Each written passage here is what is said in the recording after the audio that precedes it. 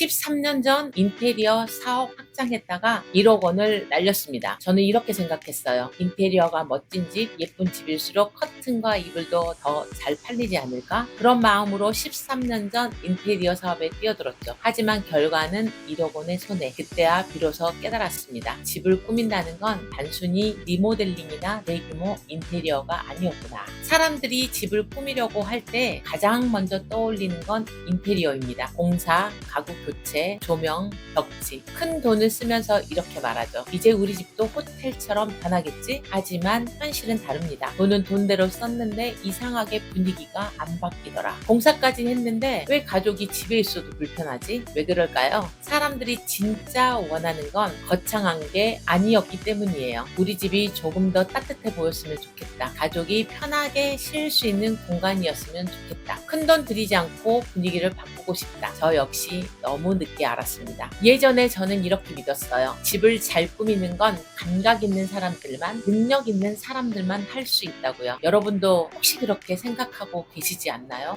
하지만 아니었습니다. 집을 잘 꾸미는 건 생각보다 훨씬 쉽습니다.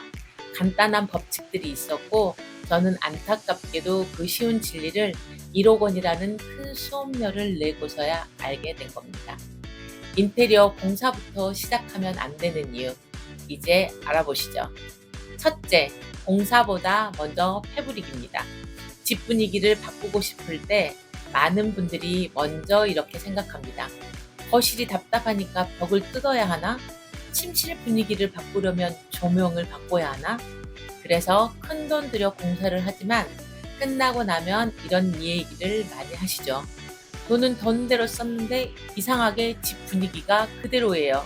가족들이 집에 있어도 편안하지 않다고 하네요. 이유는 간단합니다. 우리가 정말 바꾸고 싶었던 건 집의 느낌, 편안함인데 공사는 그 부분을 직접 바꾸지 못하기 때문이에요. 아침에 눈 뜨면 제일 먼저 보이는 건 커튼, 잠자리에 들 때 몸을 감싸주는 건 이불, 하루 종일 시선에 들어오고 피부에 닿는 건 결국 패브릭입니다. 큰돈 들여 공사하기 전에 패브릭으로 먼저 집 분위기를 바꿔보세요. 커튼 하나만 바꿔도 햇살이 달라지고 이불 하나만 바꿔도 침실의 공기가 따뜻해집니다. 돈과 시간은 훨씬 적게 들지만 체감되는 변화는 가장 확실하거든요. 특히 새 아파트에 입주할 때는 무작정 공사부터 하지 말고 가족이 실제로 살아보면서 작은 변화부터 시작해보세요. 패브릭 인테리어는 비용 대비 효과가 크고 실패할 위험은 적은 가장 안전한 방법입니다. 둘째, 집 꾸미기는 감각의 영역이 아니라 선택의 문제입니다. 많은 분들이 이렇게 단정합니다. 나는 인테리어 감각이 없어. 내가 고르면 이상할 거야. 하지만 사실 감각은 문제가 아닙니다. 무슨 소재를 고를지, 어떤 색을 매치할지, 공간에 맞는 길이, 사이즈를 어떻게 정할지 이 기본적인 선택 기준만 알면 누구나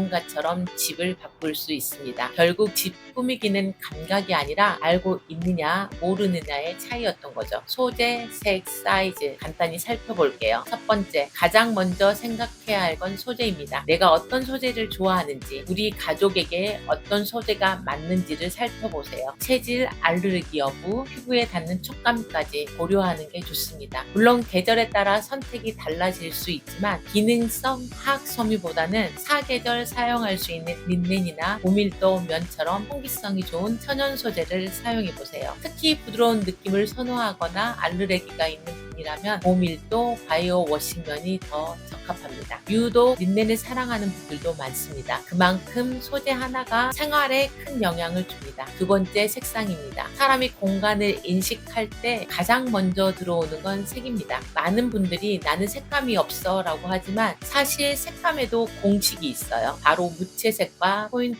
컬러 한두 개, 집 전체 톤을 기준으로 하고 포인트 색을 한두 개만 더하면 실패할 확률이 거의 없습니다. 예를 들어 같은 소재라도 색이 달라지면 전혀 다른 다른 분위기를 만들 수 있고 심리적인 안정감이나 활력까지 줄 수 있습니다. 처음엔 기본 2가지 색으로 시작해서 거기에 한두 가지 색을 점차 더해가는 것도 좋은 방법이에요. 세 번째는 길이와 사이즈의 선택입니다. 소재와 색이 아무리 좋아도 사이즈를 잘못 고르면 공간이 어색해집니다. 짧은 커튼은 공간을 잘나 보이게 만들고 작은 이불은 침대가 허전해 보이죠. 반대로 넉넉한 길이와 비율을 맞추면 공간이 훨씬 넓고 안정감 있어 보입니다. 커튼은 창만 가릴지 벽 전체를 덮을지를 먼저 정하세요. 가능하면 바닥까지 닿는 길이가 가장 깔끔합니다. 이불은 침대보다 20cm 이상 넉넉하게 덮이는 게 좋아요. 딱 맞게보다는 조금 더 넉넉하게 선택하세요. 소재, 색상, 사이즈 이 3가지 선택 기준만 알면 감각이 없어도 누구나 실패 없이 집을 꾸밀 수가 있습니다. 집 꾸미기는 감각의 문제가 아니라 알고 있느냐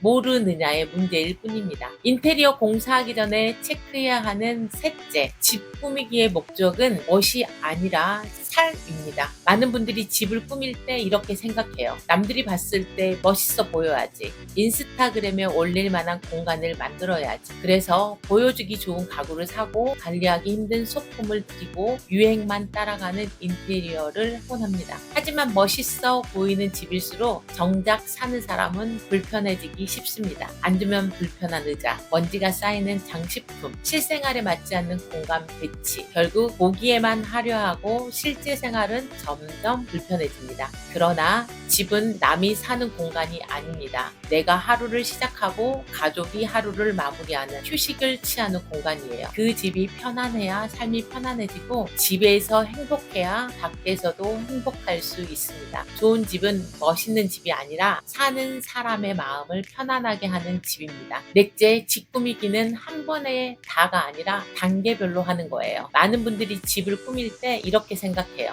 이번 기회에 한 번에 다 끝내야지. 그래서 가구, 조명, 커튼 소품까지 전부 한꺼번에 바꾸려고 합니다. 하지만 집은 전시장이 아니라 살아가는 내 공간입니다. 생활해봐야 어떤 게 꼭 필요한지 알 수 있고 가족의 생활 리듬에 맞춰 조금씩 달라져야 하는 부분이 있습니다. 그래서 집 꾸미기는 한 번에 끝내는 게 아니라 살면서 맞춰가는 과정이라고 생각해요. 단계별로 접근해보세요. 작게 바꿔보고 그 변화를 체감하고 그 다음 필요한 걸 추가해 나가는 게 가장 현명합니다. 예를 들어 커튼을 바꿨더니 햇살이 부드럽게 들어와 아침 시간이 달라지고 이불을 바꿨더니 숙면의 질이 좋아져 하루가 가벼워졌다면 그 다음에는 어떤 변화가 필요한지 자연스럽게 알 수 있어요. 소품을 더할지 조명을 바꿀지 아니면 굳이 손댈 필요가 없는지 스스로 느껴지게 됩니다. 반대로 한 번에 다 하려 들면 이런 문제가 생깁니다. 막상 생활해보니 필요 없는 가구를 샀다거나 관리가 힘든 소품만 늘어났다거나 처음엔 멋있어 보였지만 시간이 지날수록 불편해지는 경우가 많습니다. 집 꾸미기는 단거리 달리기가 아니라 긴 호흡의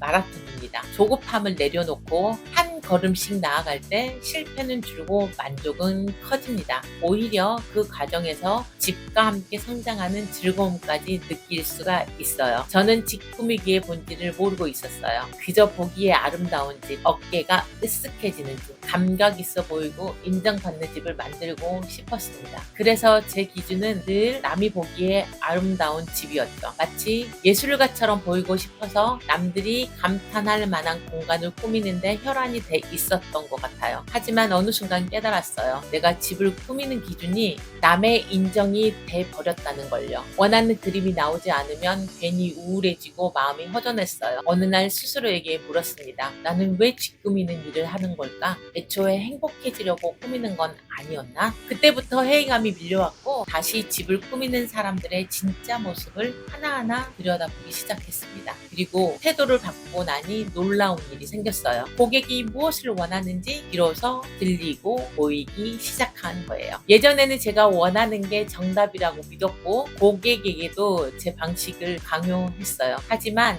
기준을 바꾸자 달라졌습니다. 진짜 행복해하는 고객들이 보이기 시작한 거예요. 그때부터 저는 이렇게 말하기 시작했습니다. 예쁜 집은 인테리어가 잘된 집이 아닙니다. 감각 있는 사람이 꾸민 멋진 집도 아닙니다. 남이 보기에 좋은 집은 더더욱 아닙니다. 집입니다. 내가 그리고 내 가족이 보기에 좋은 집.